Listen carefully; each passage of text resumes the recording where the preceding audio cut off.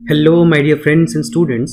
इस वीडियो में मैं कंप्लीट एस्से आपको एक्सप्लेन करने वाला हूं जो एक प्रॉब्लमेटिक एस्से है।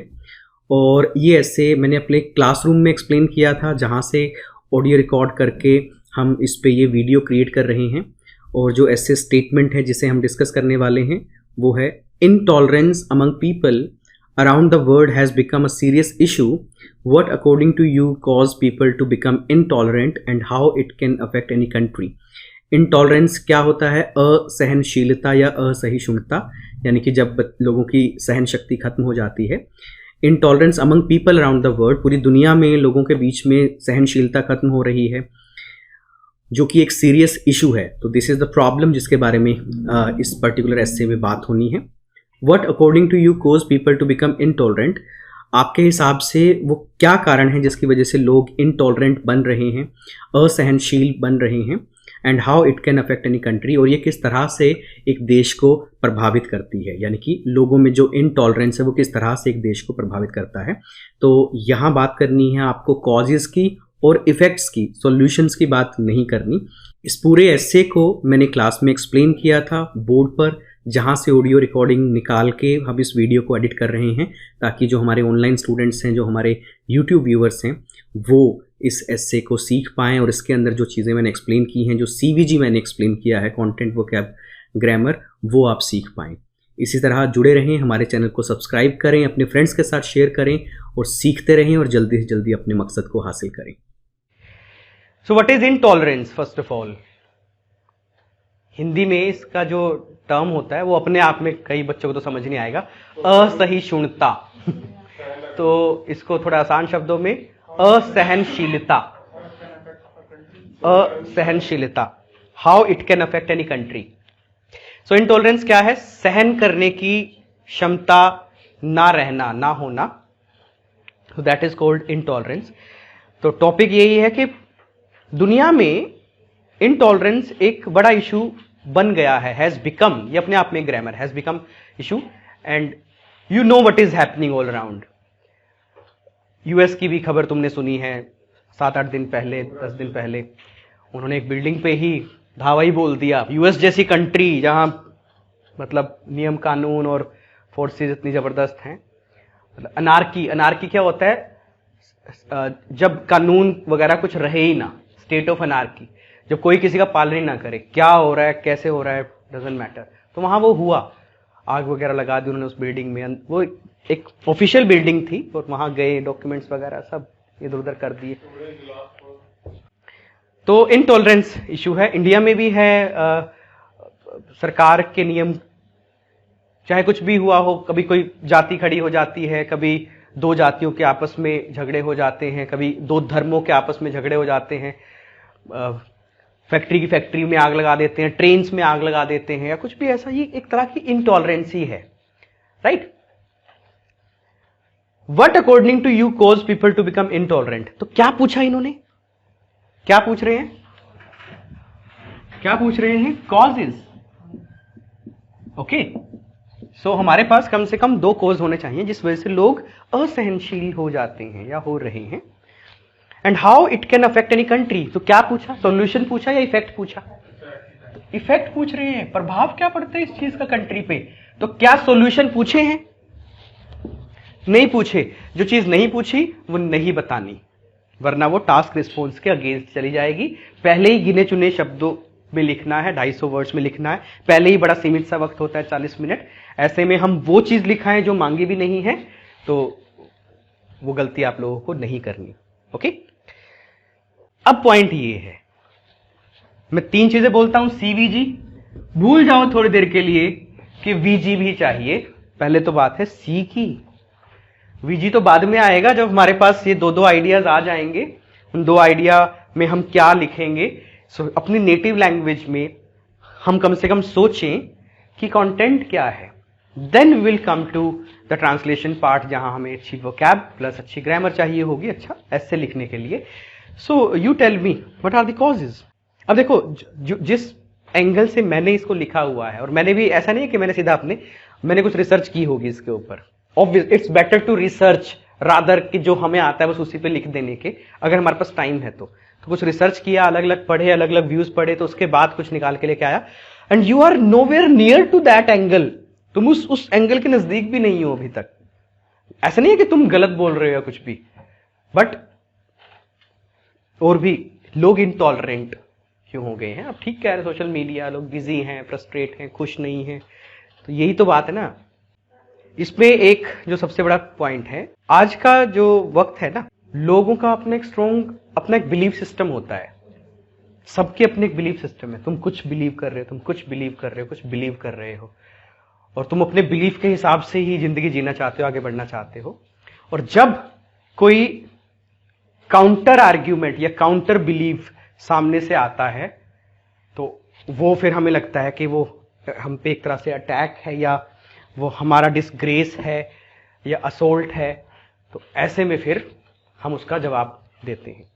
तो स्ट्रॉन्ग सेंस ऑफ बिलीफ है, और जब उस सिद्धांत पे हमें लगता है कि उसके अगेंस्ट कोई बोल रहा है, तो इस वजह से हम एक्सप्रेस करते हैं अपना एंगर, ठीक है ना, हम रिएक्ट करते हैं उसके against, and that is called, सरकार या जो भी है कि उसी को इंटॉलरेंस कह रही है। मानते नहीं है उस चीज को, ठीक है ना। एक तो ये पॉइंट है। अच्छा, वो इंटॉलरेंस निकलता किस सेंस में है? वेंडलिज्म समझते हो तुम? वेंडलिज्म, तुमने देखा कि कोई जाके अंबेडकर की मूर्ति तोड़ाया, कोई जाके गांधी की मूर्ति तोड़ाया, कोई उसका समर्थक था, कोई उसका, अंबेडकर की मूर्ति तोड़ाए तो वो जातियों वाला पंगा शुरू होगा, कोई गांधी की मूर्ति तोड़ाया तो वो जातियों वाला, मतलब इस तरीके की चीज है वेंडलिज्म। वेंडलिज्म होता है प्रॉपर्टी को नष्ट करना या किसी प्रॉपर्टी को नुकसान पहुंचाना। तो ऐसे से टर्म्स हमारे पास होने चाहिए। तो ये हो रहा है आज के टाइम में, बड़ा कॉमन हो चुका है ऐसा करना। पीछे कंपनी में विस्ट्रॉन करके कंपनी थी, वहां पे तोड़फोड़ कर दी बेंगलोर में, ठीक है ना, आईफोन मैन्युफैक्चरिंग कंपनी थी। बहुत कॉमन है ऐसा, आग लगा देते हैं ट्रेन को, बसों को आग लगा देते हैं। वो एक ट्रायल चला था गुरु राम रहीम, उसमें क्या हुआ था पंचकुला में, एक ही 3-4 घंटों के अंदर ही कितनी प्रॉपर्टी और कितने लोग भी उसमें मारे गए थे। सो मतलब देखो इस तरीके की चीजें। दूसरा इसका है कि हम सभी अलग लोग हैं। हम तो वैसे भी, अब अगर इंडिया की बात करें, डाइवर्स, हर चीज में डाइवर्स है इंडिया। रिलीजन में डाइवर्स है ना, फूड में कितनी डाइवर्सिटी है, खाने थोड़े से वो स्टेट बदलते ही खाना बदल जाता है, स्टेट बदलते ही पहनावा बदल जाता है, स्टेट का सिटी बदलते ही पानी का टेस्ट बदल जाता है, लैंग्वेज टोन बदल जाते हैं, लैंग्वेज बदल जाती है, कितनी डाइवर्सिटी। तो हम यहां ऐसे कैसे एक्सपेक्ट कर लें कि इनकी सोच एक जैसी रहे थ्रू आउट इंडिया, या यहां तो बात ग्लोबली चल रही है। तो सबकी सोच अलग अलग है। तो जो सरकार में लोग बैठ जाते हैं, जो जहां भी बैठ जाते हैं, जब वो अपनी सोच से कोई काम करना शुरू करते हैं, तो there are people with different thinking, and it's a natural tendency. Some will oppose it, some will acknowledge it. So that is also causing people to be intolerant. Diversity है, डिफरेंसेस हैं ओपिनियन में। हम यहां बैठे हैं, हमारी भी opinion में दुनिया जान के डिफरेंसेस हैं, तुम्हारी में भी है। कोई तुम में से यूके जाना चाहता है, कोई ऑस्ट्रेलिया, तो कोई कनाडा। सबके अपने अपने ओपिनियन हैं, सबके अपने अपने रीजन हैं। तो ये है भाई, डाइवर्सिटी है, मेंटालिटी में डिफरेंसेस है, हर इसमें कास्ट के हिसाब से डिफरेंस है, अलग अलग जातियों से लोग हैं, धर्म के हिसाब से डिफरेंस है, ठीक है ना, रेस, ट्राइब्स, उसके हिसाब से डिफरेंस है, कल्चर के हिसाब से डिफरेंस है। इफेक्ट्स क्या है भाई इस चीज के? फिर समाज में जब लोग इनटॉलरेंट हो जाते हैं, फिर समाज पे क्या या प्रभाव क्या होता है, फिर क्या होता है उसके बाद? अब बात ये होती है कि जो थॉट प्रोसेस है, जो मैं तुम्हें दे रहा हूं या तुम्हारा खुद का है, इसको हम एस्से में कैसे लिखेंगे। तो मैं लिखना शुरू कर रहा हूं भाई, और मैं इसलिए लिख रहा हूं इसको ताकि तुम लोग साथ के साथ समझ पाओगे ट्रांसलेशंस कैसे होते हैं। ओके, चलो पहले इंट्रो लिखें। बैकग्राउंड स्टेटमेंट क्या होती है? बैकग्राउंड स्टेटमेंट जो टॉपिक का रीडर के माइंड में टोन सेट कर देती है कि आज जो टॉपिक है वो इसके इर्द गिर्द घूमेगा, इसके इर्द गिर्द घूमेगा। तो लिखना शुरू करो।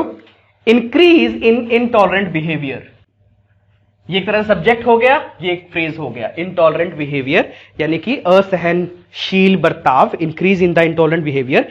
अब आ रहा है इसका मेन सेंटेंस, इज, अब यहां एडवर्ब लगा रहे हैं, undoubtedly, doubtedly, is undoubtedly a big concern for modern society.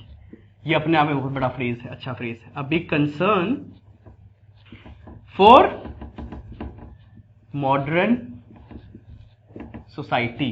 ये देखो मॉडर्न सोसाइटी एक फ्रेज है। अ बिग कंसर्न, एक बड़ी चिंता का विषय। अनडाउटेबली, निसंदेह, increase in intolerant behaviour. So this is how we have crafted this sentence.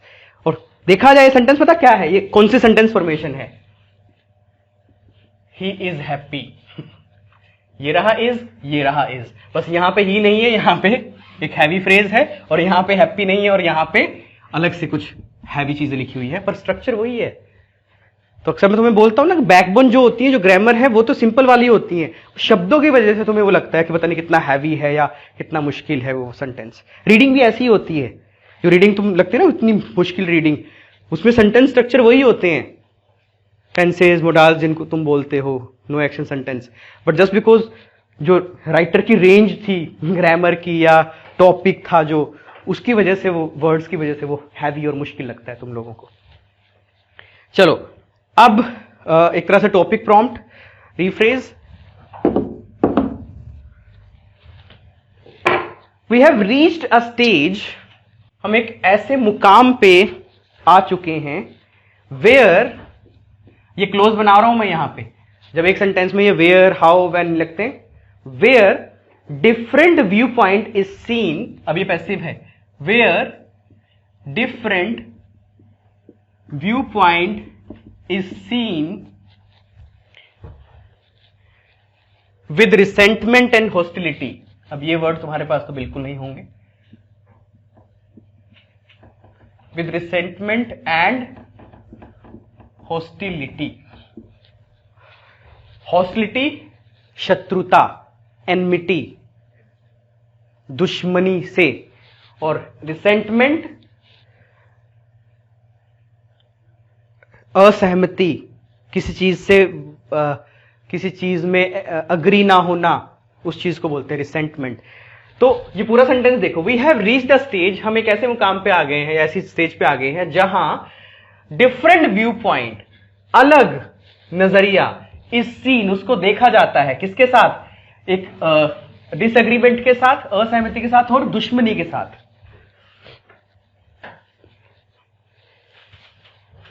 Right? तो ये हो रहा है आज के वक्त में। अब पॉइंट ये है, तुम मुझे बताओ, तुम ये सेंटेंस यूज करते कभी? नहीं करते, जस्ट बिकॉज वोकैब नहीं है वो वाली, उस तरह की तुम्हारे पास रेंज नहीं है सेंटेंस फॉर्मेशन की। तभी कहता हूं कि समझो, देखो, हमारे पास वो रेंज है, वो यहां भी लिखी हुई है, वो मैं भी एक्सप्लेन कर रहा हूं, तो हमने कैसे बनाया, धीरे धीरे करके ये रेंज तुम्हारी हो जाएगी, ये चीज तुम्हारी राइटिंग में रिफ्लेक्ट होने लगेगी। अब हमें आउटलाइन लिखनी है। आउटलाइन यानी कि यहां क्या बताने थे इस पूरे के पूरे, उसमें डिमांड क्या थी, हमें बताने हैं क्यों हो जाते हैं इंटॉलरेंट, और इसका फिर समाज पे क्या प्रभाव पड़ता है। अब देखो सेंटेंस फॉर्मेशन देखो, it is highly important to understand, it's a very nice sentence structure, the root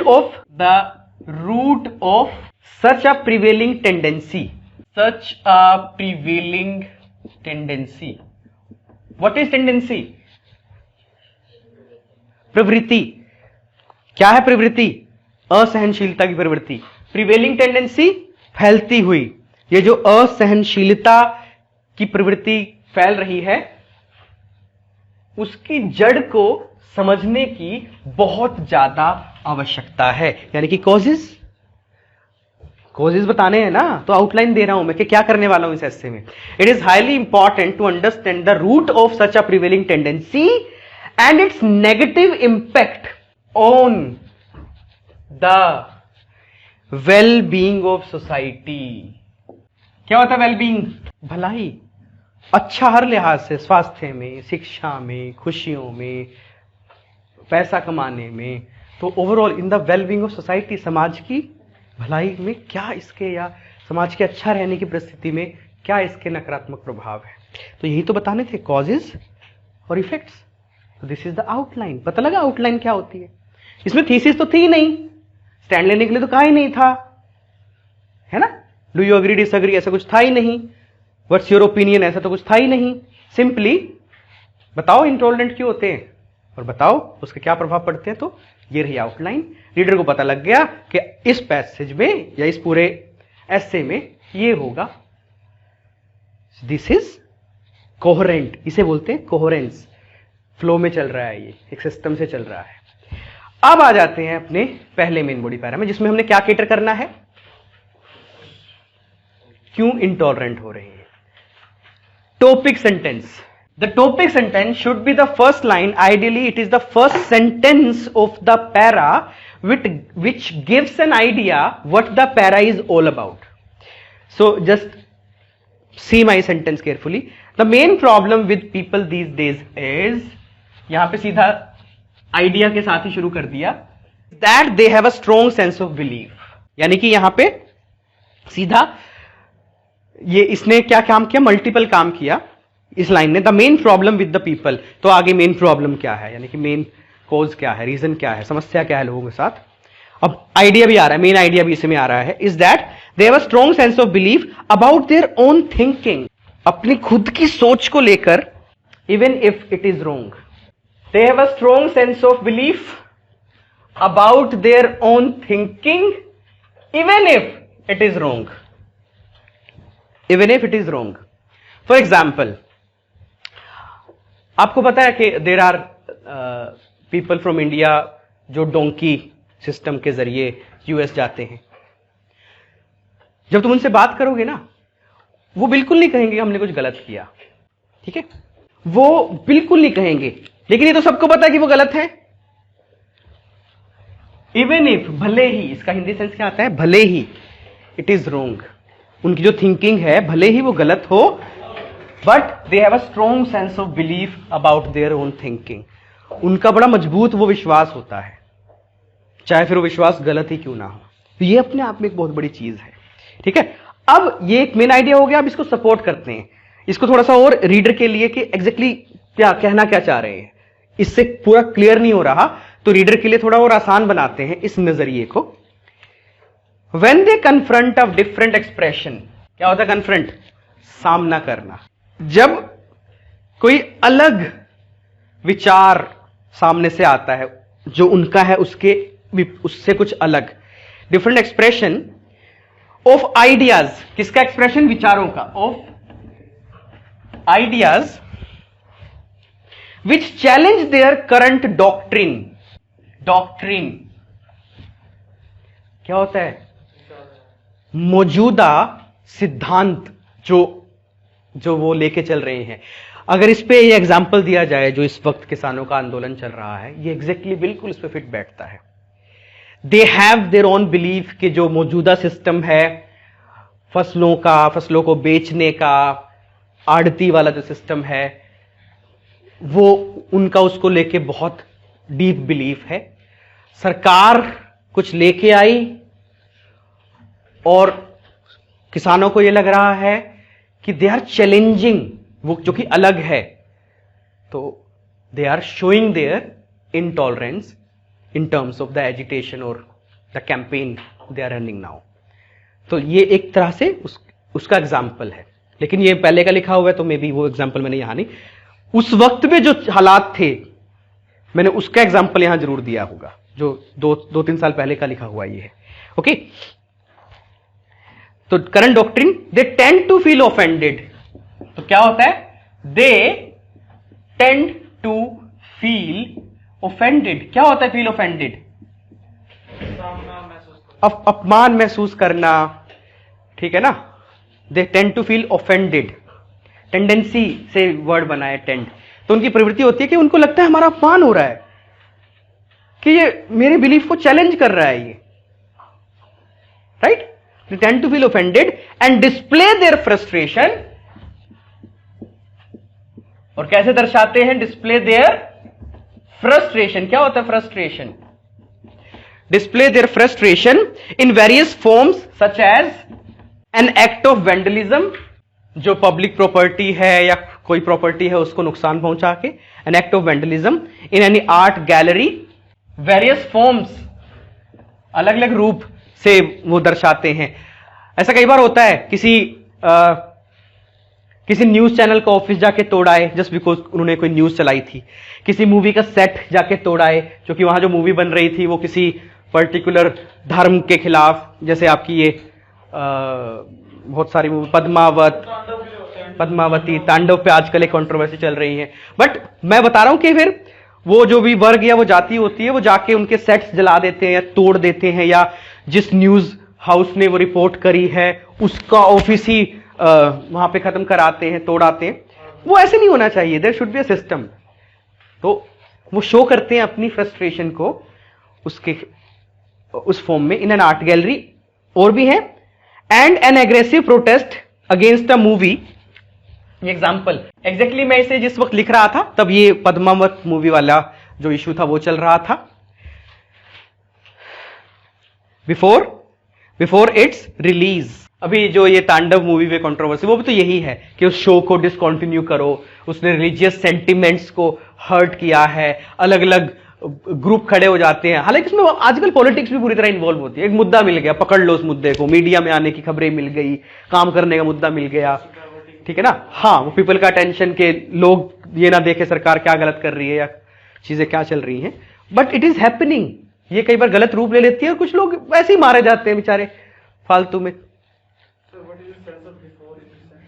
उससे रिलीज से पहले ना, हाँ रिलीज से पहले, against a movie before it's release, उसकी रिलीज से पहले ही मतलब वो एग्रेसिव प्रोटेस्ट, उसका विरोध कि नहीं भाई ये मूवी रिलीज नहीं होने देंगे, इसका नाम जैसे लक्ष्मी बॉम्ब, तो उसमें अगर लक्ष्मी भाई हमारे इंडियन गॉडेस का नाम है तो आगे बॉम्ब वर्ड हटाओ, तो फिर वो बॉम्ब वर्ड हटाया, फिर लक्ष्मी नाम से वाई। तो देखो हर चीज में अब प्रॉब्लम है, पर डिपेंड ये भी करता है कि सबके बिलीव क्या है।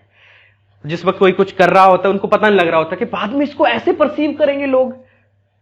अब जानबूझ के थोड़ी डायरेक्टर्स या प्रोड्यूसर्स वो चीज करते हैं, लेकिन उन्हें पता नहीं होता कि बाद में भाई लोग अलग अलग बंदे उसको अलग अलग तरीके से समझेंगे या समझने की कोशिश करेंगे, राइट। अनदर फैक्टर इससे आता है कोहेरेंस कोहेजन। तो इससे रीडर को आसानी हो गई कि अब एक फैक्टर पूरा डेवलप हो गया, अब हम एक दूसरे फैक्टर की तरफ बढ़ रहे हैं, किस वजह से लोग इंटॉलरेंट हो गए हैं। तो ऐसी चीजें, इस तरह के terms. Another factor that gives rise to intolerant behaviour is vast diversity in cultures and religions globally. ये समझ में आया? यहां पे ग्लोबल लेवल पे बात चल रही है, कितने धर्म हैं, कितने कल्चर्स हैं, उनमें कितनी विविधता है। वास्ट डाइवर्सिटी, बहुत ज्यादा विविधता, डिफरेंस। अब इसे, ये तो आ गया आइडिया, अब क्या करना है इस आइडिया को? सपोर्ट करना है, इसका सपोर्टिंग आइडिया लिखना है हमें, इसको थोड़ा सा इलैबोरेट, इल्यूसिडेट, इसका वर्णन करना है। World wide racial and religious intolerance. हाँ जी, वो पिछले दिनों क्या मूवमेंट चला था यूएस में? ब्लैक लाइव्स मैटर, यानी कि जो काले लोगों की जिंदगी है भाई वो भी कुछ है, उनको ये मत समझो वो जानवर हैं। और एक बड़ा मूवमेंट था, बहुत प्रोटेस्ट वहां पे हुए, बहुत आगजनी, बहुत वेंडलिज्म वगैरह सब कुछ हुआ। तो रेशियल और जो ये गाय वाले जो होते हैं या इस तरीके के, ये कौन से होते हैं? रिलीजियस, ठीक है ना। मतलब कुछ, मतलब हिंदू, फिर ओके हमारी गायें, फिर कुछ उनकी तरफ, मतलब फिर होता नहीं, बना देते हैं उस चीज को। तो worldwide racial and religious intolerance are the consequences. अरे रंग अलग अलग है सबके। इनफैक्ट दिल्ली में जो हमारी नॉर्थ ईस्ट की जो कुछ स्टेट्स हैं, सिक्किम, मणिपुर, मिजोरम, उसके लोग यहां आ जाते हैं तो दिल्ली में उनके खिलाफ वो होता है, उनके नाम चिंकी या बहादुर, जस्ट बिकॉज कि उनका जो फेस टाइप होता है वो उस तरीके का होता है, दे लुक लाइक चाइनीज और जापानीज और नेपालीज। तो उसमें डिस्क्रिमिनेशन आ जाता है। और इनफैक्ट जो डिस्क्रिमिनेशन यहां हो रहा है ना, वो हम इंडियंस के साथ ऑस्ट्रेलिया, अमेरिका, यूके वहां जाके होता है। दे कॉल अस मंकी या black, we are black for them and we experience the same feeling जो उनको लगती होगी। तो ये क्या है? वर्ल्ड वाइड, पूरी दुनिया में है ये रेशियल एंड, जस्ट बिकॉज कि लोग हैं अलग भाई, उनकी शक्लें अलग हैं, उनके कॉम्प्लेक्शन अलग हैं, उनके खाने अलग हैं, पर फिर उसकी वजह से इंटॉलरेंस थोड़ा बहुत रहेगा ना सब में। तो is the consequence, are the consequence of marked differences in the mentality of people. अब कुछ लोग समझदार लोग हैं, they understand this, colour does not matter, they understand this. उसका धर्म अलग है, वो अपने धर्म को फॉलो करेगा, मेरा अलग है, मैं फॉलो करता हूं, मैं तेरे की रिस्पेक्ट करता हूं, तू मेरे की रिस्पेक्ट कर। समझदार लोग हैं ऐसे, कोई लेकिन कुछ है नहीं, धर्म परिवर्तन नहीं, तुम यहां नहीं रहोगे, यहां तो हम रहेंगे, या धर्म चेंज करना पड़ेगा। वो शादियों वाला जो इंटरकास्ट मैरिज, उस पर कितना पंगा होता है। ऑनर किलिंग सबसे ज्यादा हरियाणा, इधर हमारे एरियाज में होती है। और ये जो जात पात का, ये भी बहुत आज तक भी है, ये कि छोटी जात बड़ी जाति, सारे सिस्टम आज तक चल रहे हैं। ये mentality of people belonging to different caste, race and religion. Mentality of people belonging to different, I am not writing the complete words, मैं थोड़ा फ्लो में लिख रहा हूं। Cast, race, religion. कास्ट से मतलब ब्राह्मण, जाट। रेस मतलब वो मणिपुर की तरफ अलग चेहरा, हमारे यहाँ अलग चेहरा टाइप, साउथ में वो थोड़े से अलग तरीके से उनकी लुक होती है। और रिलीजन धर्म, हिंदू, मुस्लिम, सिख, जैन, बौद्ध। For example in Australia Asian students were attacked. और ये खबरें तो पता है ना तुम्हें, अभी पीछे की भी थी, एक लड़के को बहुत पीटा था उन्होंने जस्ट बिकॉज उसने पोस्ट डाल दी थी, कोई था ना, कुछ सिख था शायद लड़का। पर ये तो जब मैंने लिखा था उस वक्त भी घटनाएं हो रही थी ऐसी। किस आधार पर? हाँ जी, were attacked on the ground of racial discrimination. मेरे इस तरह से लिखने से तुम्हें ये वर्ड ज्यादा याद रहेंगे। ऑन द ग्राउंड ऑफ के आधार पर, on the ground of racial, on the ground of racial discrimination. कितना अच्छा फ्रेज है, वोकैब है, यानी कि जातीय भेदभाव, रेशियल नस्ल भेदभाव। ब्लैक, वी आर वाइट, तुम यहां क्या कर रहे हो हमारे देश में, बाहर निकलो, it happens. Similar kind of rivalry can be often seen. किसमें भाई इस तरह की एनमिटी, दुश्मनी किसमें देखने को मिलती है? Between Hindus and Muslim. Clearly intolerance is the result of, अब मैं इसको ना कंक्लूड कर रहा हूं, इस पैरा को, इस ऐसे को नहीं। Clearly intolerance is the result of religious, cultural and psychological dissimilarities among people. Clearly, comma है ये, क्लियरली साफ तौर पर intolerance is the result of religious, cultural and psychological dissimilarity among people, लोगों के बीच में। एक तरह से क्या किया मैंने, ये पूरे पैरा में जो मैंने एक्सप्लेन किया है उसको एक लाइन में समराइज करके इस पैरा को कंक्लूड किया है, रीडर के लिए आसान बना दिया। This is what I have discussed. Done. सारा ध्यान अपना सिर्फ लिखने की तरफ मत रखो, लिखवा इसलिए रहा हूं ताकि लिखते वक्त तुम्हारी स्पेलिंग्स या फ्रेज तुम्हारे माइंड में चले, वरना तो ये लिखा ही हुआ है। लिखने में ध्यान कम रखो, वो तो घर से भी मिल जाएगा। जैसे पूछ रहा है वो ये क्या लिखा हुआ है सर, अरे वहां लिखा हुआ है। बट पॉइंट ये समझने में ध्यान रखो, उस सिचुएशन के आधार पर, ऑन द ग्राउंड ऑफ नस्लवाद का भेदभाव, रेशियल डिस्क्रिमिनेशन। सो इनको समझने में मैं जो एक्सप्लेनेशन कर रहा हूं ये यूनिक है। ऐसी किताबें मार्केट में हजारों मिल जाएंगी, एक्सप्लेनेशन नहीं मिलेगी। अब इफेक्ट्स लिखने हैं। The effects of rising intolerance in society. Rising कुछ भी हो सकता है, फिर राइजिंग पॉल्यूशन, राइजिंग क्राइम, है ना। तो effects of rising intolerance in society do not reflect instantly. क्या मतलब इस बात का?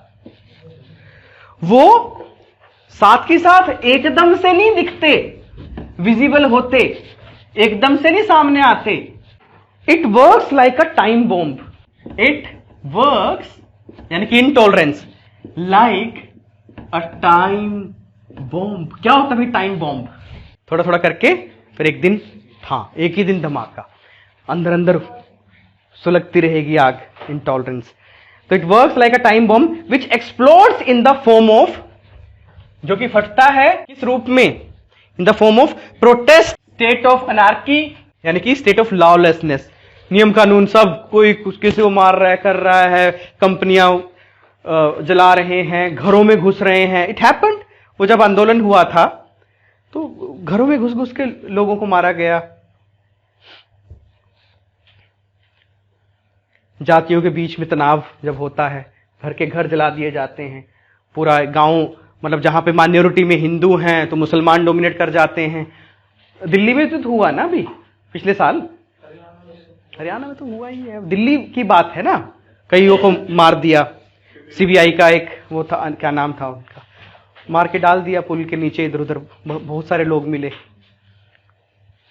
होते हैं। और जो आपके पॉलिटिशियंस, उसको इंसाइट करने वाले, उसको भड़काने वाले, प्रोवोक करने वाले। तो like bomb explore in the form of protest, state of anarchy and even killing in extreme cases, and even killing, and even यहां तक कि किलिंग इन एक्सट्रीम केसेस, जान भी ले लेते हैं भाई, बिल्कुल ले लेते हैं। इतनी ज्यादा नफरत भर देते हैं, मतलब जाति के अगेंस्ट या धर्म के अगेंस्ट, कि वो जो युवा पीढ़ी है कुछ भी, वो बंदूक लेके आ जाती है, तलवार लेके, वो मार भी डालते हैं उस रेज में, उस गुस्से में, और बाद में शायद पछताएं, लेकिन उस वक्त तो काम खराब कर ही देते हैं। ठीक है। In recent years numerous people lost their lives in instances of agitation, ढेरों लोगों ने अपनी जानें गंवाई हैं, उस सेंस में यूज कर रहा हूं। In instances of agitation, in instances of, क्या होते हैं एगिटेशंस? धरना या आंदोलन या विरोध प्रदर्शन, विच टर्न्ड वायलेंट, जो बाद में क्या हो गए। And I am talking about, मेरे माइंड में इस लाइन को लिखते वक्त क्या तस्वीर थी, वो पंचकुला वाली तस्वीर थी। एगिटेशन विच टर्न्ड वायलेंट, जो बाद में हिंसा में बदल गया। तरीका देखो बात को लिखने, विच टर्न्ड वायलेंट, पहले तो ठीक है वो एक विरोध प्रदर्शन था, बट विच टर्न्ड वायलेंट, जो कि हिंसक हो गया, तो उसमें बहुत लोगों ने जानें गंवाई हैं। This is the perfect illustration of the extent of growing false sense of superiority. क्या मतलब एक, मतलब जब धर्मों की बात आती है तो एक हिंदू को यह क्यों लगने लग जाता है कि मैं ही मैं हूं और मुसलमान कुछ नहीं है, या इसका उल्टा, एक मुसलमान को यह क्यों लगने लग जाता है कि मैं ही मैं हूं, हिंदू कुछ नहीं है। तो एक गोरे बंदे को यह क्यों लगने लग जाता है मैं ही मैं हूं, काला बंदा कुछ नहीं है। Of the extent of growing false sense of superiority, एक झूठी सी समझ कि मैं ही मैं हूं, बस सुपीरियोरिटी, यही है ना। And stiffness to self belief, stiffness मतलब अड़ जाए बस कि मैं जो सोच रहा हूं वही सही है। स्टिफनेस टू सेल्फ बिलीफ, जैसे वो कहते हैं ना कि बस हिंदुस्तान तो हिंदुओं के लिए ही है, बस अड़ जाते हैं लोग उस चीज पे, मतलब कट्टर जो होते हैं। जबकि अगर हम कह रहे हैं हम एक सेक्युलर नेशन है, धर्मनिरपेक्ष, जहां पे ऐसा कुछ नहीं है कि हम सिर्फ हिंदुओं के देश हैं, तो फिर let all people live peacefully, but not everybody beliefs it. अंदर खाते लोग करते हैं बात, अंदर खाते, नहीं लगाओ इनको, खुले में बेशक ना करते हो, बट ऐसा दोगलापन नहीं होना चाहिए फिर, है ना। मोर ओवर, ऐसे ऐसे वर्ड देखो, बीच में सही से प्लेस करो। मोर ओवर, इतना ही नहीं, यानी कि मैं इस बात को और खींच रहा हूं, देख के लिखा करो, हर जगह हर वर्ड नहीं आता, धक्के से मोर ओवर कहीं भी चिपका देते हो। Moreover, due to the communal tension, क्या होती है कम्युनल टेंशन? सामुदायिक तनाव। जैसे कुछ एरियाज में उनको डर लगता है कि दूसरी जाति के लोग आएंगे और हमें मार जाएंगे, तनाव होता है दो जातियों के बीच में गांव में ना। साउथ की बहुत सारी फिल्में होती है इस चीज पे, है ना, दो गांव आपस में लड़ रहे होते हैं, मेरे एक हीरो जाके मतलब उनकी लड़ाई ठीक करवा देता है 2 घंटे में। Very common story line. और जाता किस लिए वो गांव में जाता ऑब्वियसली वो शहर का होता है वैसे तो, पर उस गांव में उसी पर्पस से जाता है। Happy ending. आज हमारी लाइफ भी फिल्मों की तरह होती ना, एंड में ठीक हो ही जाती है जैसे जैसे करके, हमारी ही नहीं होती बस। हमारे तो टाइटैनिक की तरह है, हीरो मर के ही पिंड छुटता है। Many people are forced to leave their place for security reasons. Reason है ये, many people are forced to leave their place. सुना होगा ना, गांव के गांव पलायन कर जाते हैं जस्ट बिकॉज कि वो माइनॉरिटी में रह गए थे, वहां पे आसपास के सारे गांव में दूसरा धर्म मेजोरिटी में हो गया था, तो उनको डर लगने लगा कि इस दिन बर्थडे से आएंगे और खत्म कर जाएंगे। So leave force to leave their place, मजबूर हो जाते हैं वो अपनी जगह छोड़ने में, फॉर सिक्योरिटी रीजंस। किस लिए? सिक्योरिटी कारणों की वजह से, सुरक्षा के कारणों की वजह से। इवन यहां तक कि government and police find it difficult. Grammar देखो, ये भी स्ट्रक्चर वो जो इंग्लिश रिवाइंड की तुम्हारी किताब है उसमें मैंने मेंशन किया हुआ है। उनको मुश्किल आती है, उनको ये मुश्किल लगता है, find it difficult to deal with the situation owing to the involvement of large number of people. अब जिस वक्त पे जाट आंदोलन हुआ था या इस वक्त जो ये किसानों का जो आंदोलन हो रहा है, सरकार ऑब्वियसली कुछ नहीं कर सकती बिकॉज लोग ही इतने इन्वॉल्व हैं।